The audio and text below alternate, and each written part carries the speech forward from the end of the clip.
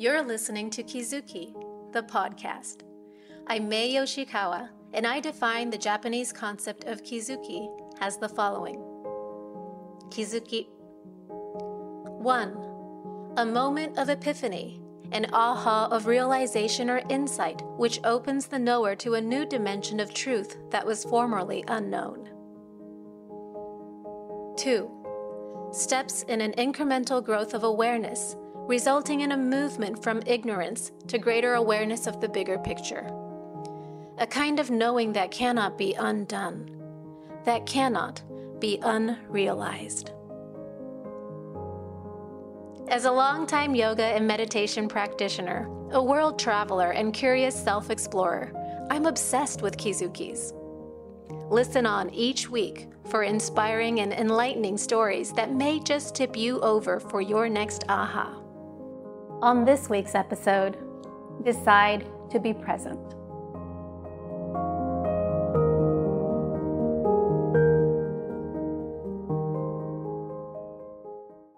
Hi everyone, how's your week been? Today I want to talk to you guys a fresh Kizuki story from just this past weekend actually. I had this beautiful big event that I was partaking in this past Saturday.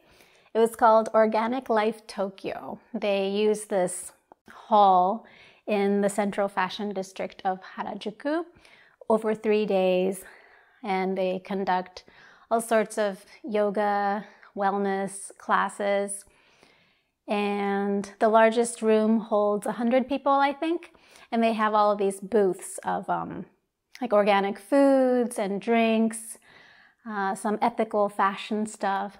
Anyway, it's a fun weekend to get together, and I have been a part of this event for, a good many years actually, since they first started.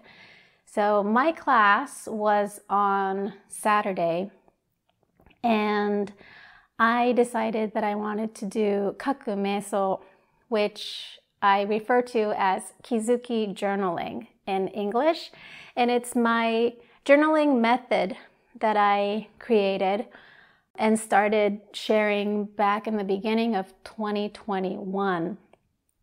It includes 3 journal prompts over one theme, and it has a little mini guided meditation part in the middle. And it's designed to kind of help you to organize and clear out each theme in your heart and mind as if you're cleaning your heart space one room at a time. And whereas with regular free journaling, you have this output of everything, all of the truth and honesty that's inside you, and then it gives you a moment to reflect. The Mae method, the Kizuki Journaling as we call it, in addition to the output and the reflection over journaling, through the guided meditation and the 3rd prompt, it's designed to prompt you to a shift in perspective. Anyway, it's been my thing for the last few years, and it's been beautiful. It's been received over 10,000 times in the first 2 years, and it was featured in Vogue and Women's Health and Figaro and a bunch of these media. So on Saturday, I had this event, and also in April, it's a fresh school year and a fresh term for the Japanese calendar. So my second son, Ayden, has just switched schools.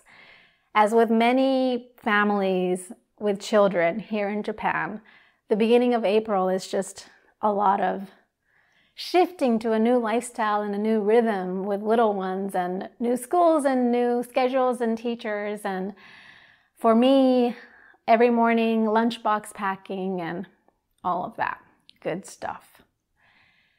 Well, that also means that he doesn't have school on Saturdays anymore, and I don't have daycare available like I used to until last month.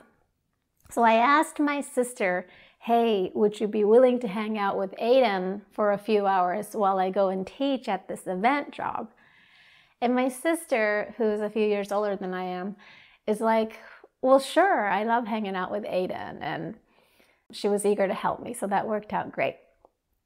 Now, near Harajuku, where the event was taking place in the central Tokyo, is a huge park called Yoyogi Park. And I said, well, weather permitting, I'll drop Ayden off in the morning at like 9 a.m. I'll meet you at the corner of the park, and you guys can have fun for a few hours while I go and do this thing. And once I'm done, you guys will be nearby and I can come and pick you up and we can go to lunch. So she's like, okay, sure. So she meets me in the morning. I drop Ayden off. My sister's like in t-shirt and sneakers, ready to get out there with a 6-year-old. And they're both super stoked, right? Ayden is super excited to hang out with his auntie. I went to work and the event was a great success. I had such a good time. It's really my thing, I love teaching yoga and these breathing methods and journaling and meditation and all of these things, but truly, whether it's in person or online, the thing that really fuels me is just connecting with these souls, and especially to get to be a part of and to bear witness to the moment of Kizuki, that shift that occurs when they realize, oh, my regular thought patterns or the way that I was seeing things was off, and something causes that shift. And I get to bear witness to that. So it was a beautiful event. Many people were in tears. I got to connect with a lot of my students in the community from my online service as well. And as soon as I was done, I was like, okay, well, I better go and meet my sister and see how she's handling the 6-year-old energy, right? Because it's a lot of energy to be out in the park for a good 3 hours. So I got in the car and went to meet with them. And my sister, of course, is like, ooh, big sigh. That was a lot of energy. He is just non-stop, cycling and over the athletic parks and getting all muddy and jump roping and everything, just non-stop. So I'm like, otsukaresama, thank you so much for hanging out with him. And of course, they both had a really good time. And even though my sister had this physical exhaustion that she's not really used to, because her son's just graduated high school, so he's not in the same kind of vibe there. It was a good exhaustion, And then as we ate lunch and I was driving her home, she said to me, before I left my house today, before I left out the door, I told myself that I would be present, which I thought was such a beautiful thing to decide.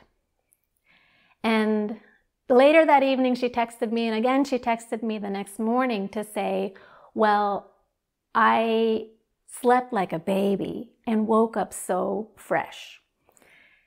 I think I should hang out with Ayden more. I want to hang out with him more. Which I thought it was so sweet, and I was feeling really grateful. But I also knew in my heart that it wasn't just the fun and the physical exertion. I also had the sense that it was because she had decided to be so present with him. And she was present with him in the moment, each moment, in the athletic park, on the bicycle, walking down the street. She wasn't messing with her phone, thinking about other things, thinking about work. She was really in the moment with him. And of course, when you're with a powerful, energetic 6-year-old, you know that they're also very much in the moment. And that's what creates the magic of feeling really good, and food tasting extra good, and sleep being so wonderful, and a shower feeling so fresh, right? So when she said to me, I slept like a baby, I want to hang out with Ayden more, it kind of prompted me to say back to her, yeah, of course, let's do that again. And, you know, sister, you could just wake up again tomorrow morning and decide to be present with whoever is in front of you, to be in the moment with whatever is in front of your face in the moment. To which she replied with this really funny, kind of shot through the heart look. And we both knew in a wordless moment that it's true. All we gotta do is to decide to be present. We don't have to wait for someone else to be present for us. We don't have to wait for a child. We don't have to wait for the perfect moment or opportunity, but that we have it in us, the power to decide that we want to be present and that it is our choice. I hope that you can take that with you for the week and try it for yourself.